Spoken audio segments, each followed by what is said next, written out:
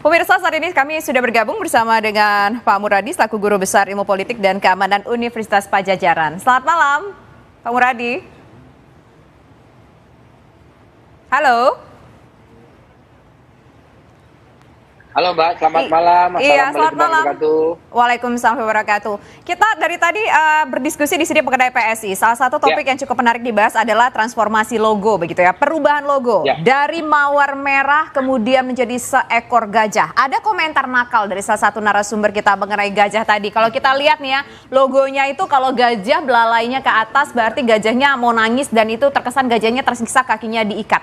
Nah, Bapak, kalau melihat soal logo gajah ini seperti apa sih? Apakah ini secara simbolik menunjukkan memang semangat yang bagus yang disampaikan, kuat, pintar, kemudian juga punya solidaritas yang bagus? Sebelum sana saya mau membandingkan dulu. Ada banyak perubahan logo ya di banyak partai di Eropa, di Amerika Latin, di Afrika dan sebagainya. Memang banyak dari mereka kemudian ada banyak hal alasan. Ada minimal ada 5 alasan lah yang saya catat ya. Pertama perubahan dari ideologi partai tersebut ya. Jadi memang dari mulai misalnya tertutup dan terbuka. Kalau misalnya contoh di sini contoh kayak PKS kemarin ya kan dia menjadi partai yang jauh lebih terbuka dibanding sebelumnya. Kedua misalnya berkaitan soal membangun persepsi pemilih baru. Nah, persepsi pemilih baru ini mungkin juga kemudian dicoba dilakukan oleh PSI walaupun beberapa partai misalnya saya sebut P3. P3 itu dalam pasca Orde Baru sudah 3 kali ganti partai ya. Bukan merevisi ya tepatnya, merevisi logo. Nah yang ketiga itu bicara soal asosiasi ideologi ya. Nah asosiasi ideologi ini yang saya kira tadi saya ingin katakan bahwa asosiasi ideologi ini menjadi salah satu penting. Karena dia akan ada 2 hal tuh Mbak ya. Pertama bicara soal perubahan drastis logo, yang kedua warna. Karena ideologi itu cenderung dengan warna ya. Ada misalnya katakanlah di PSI misalnya dari merah, kemudian putih, ada mawar merah dan sebagainya, ada tangan dan segala macam, sekarang berubah jadi gajah. Ini juga saya kira ideologinya pasti bergeser. Mungkin juga akan menggunakan pendekatan Jokowisme seperti yang disampaikan oleh teman-teman di PSI. Nah yang keempat bicara soal bagaimana kemudian menghilangkan kesan masa lalu. Nah ini saya kira juga apakah PSI akan menghapus itu tadi yang disampaikan bahwa apakah ini partai anak muda, partai progresif, kemudian ingin jadi partai yang seperti normatif biasa atau seperti apa. Nah yang terakhir saya kira penting untuk kita lihat adalah bagaimana kemudian menyangkut soal strategi pemenangan. Nah dari 5 ini saya melihatnya ada 2 hal di PSI ya. Pertama adalah ada proses perubahan ideologi ya dari partai awal ya PSI-nya. Yang kedua adalah basis pemilih. Pemilih ini agak unik sebenarnya karena irisan PSI itu kan banyak partai. Kalau kita mau lihat misalnya ada dengan PDIP, dengan Nasdem, dengan Gerindra, bahkan mungkin dengan Golkar dan seterusnya. Jadi kalaupun misalnya lebih dikerucutkan lagi, mungkin lebih banyak irisan dengan teman-teman PDIP, dengan Gerindra dan juga Nasdem. Di luar itu saya kira ada tapi kecil sekali. Nah, artinya memang itu yang pertama. Yang kedua tadi saya bicara adalah membangun basis suara baru. Nah saya berbaik sangka sebenarnya yang disampaikan tadi teman-teman di PSI bahwa ini ada upaya untuk membangun menjaring jauh lebih besar.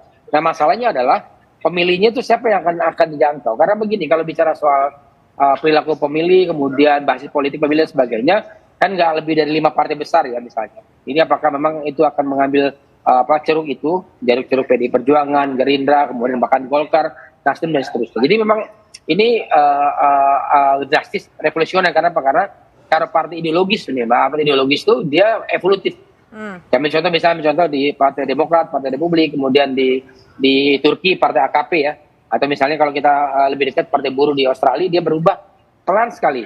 Termasuk misalnya partai buruh yang ada di Inggris, di mana proses perubahannya drastis, tapi kemudian dia hanya ingin menegaskan bahwa mereka tetap menjadi partai dengan basis ideologi yang tertentu yang memang tidak bisa dihilangkan begitu. Oke, tapi kalau kita lihat untuk gajahnya sendiri, ini kan yang kemudian menjadi bahan sindiran begitu dari sejumlah pihak adalah soal yang tadi dibahas. Gajahnya kayaknya ini anak gajah. Gajahnya kayaknya gajah yang kakinya diikat.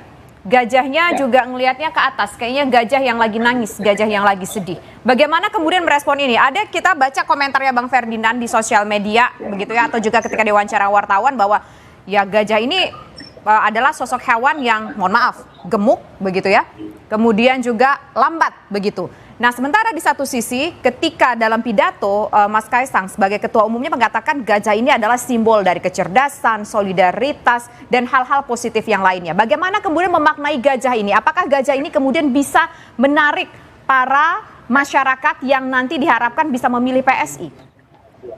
Ya, kalau di partai politik dari tahun 45 sampai hari ini, kan ada tiga pola ya. Pertama, menggunakan hewan. Hewan dan katakanlah tumbuhan lah ya, ada PNI, kemudian jadi PDI Perjuangan, sekarang ada PSI, kemudian juga ada misalnya abstrak.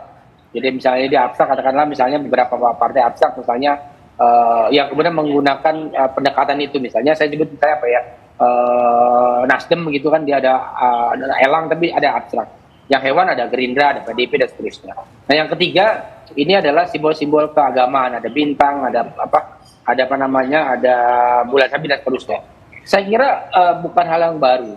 Jadi sekarang itu ujian dari PSI adalah bagaimana mereka kemudian di 2029 itu mereka bisa lolos parliamentary threshold. Minimal misalnya target katakanlah kalau misalnya ngeliat pola partai-partai baru ya, kalau kita lihat dulu Demokrat tahun 2009 gitu.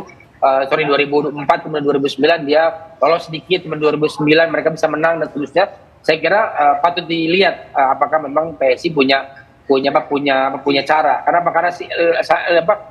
simbol-simbol hewan ini lebih banyak, saya bukan mengklaim ya, lebih banyak memenangkan pemilu sepanjang tahun 55 sampai hari ini. Katakan tahun 55 ada PNI, kemudian juga ada misalnya Golkar menang hampir 32 tahun, kemudian PDIP menang, kemudian apalagi Demokrat menang dengan lambang bintang Mercy ya. Berikutnya kemudian PDIP lagi sampai kemudian apakah PSI akan mengikuti pola itu, saya kira kita tunggu sampai 2029. Karena memang ada makna psikologisnya ternyata untuk pemilih kalau bicara soal kode ataupun lambang-lambang misalkan dari hewan ataupun dari tumbuhan itu lebih cenderung untuk lebih gampang diingat oleh masyarakat, seperti itu Pak Muradi. Saya kira kelihatan seperti itu karena begini, agak unik sebenarnya memilih gajah ya. Karena gajah itu kan di Amerika Serikat mindsetnya ada konservatif. Nah kalau disampaikan teman-teman PSI tadi sebenarnya kalau yang lebih progresif itu kan keledai ya, kalau di Amerika Serikat. Jadi harusnya memang mengalambangkan itu. Tapi ini kan agak kontradiktif dengan target, dengan pendekatan disampaikan dari teman-teman PSI tadi bahwa gajah jauh lebih progresif misalnya, tetap menjadi memaksimalkan ceruk pemilih muda gitu. Itu juga agak unik karena di mana di Amerika Serikat sepanjang basisnya teman-teman Republik itu kan basis orang tua sebenarnya. Nah saya nggak tahu apakah PSI memilih gajah ini ada pergeseran tadi misalnya katakanlah ideologinya bukan Sudariti lagi, ideologi mungkin mohon maaf misalnya Jokowisme misalnya, ingin memaksimalkan potensi Pak Jokowi dalam konteks politik di Indonesia. Mungkin saja, tapi sekali lagi saya kira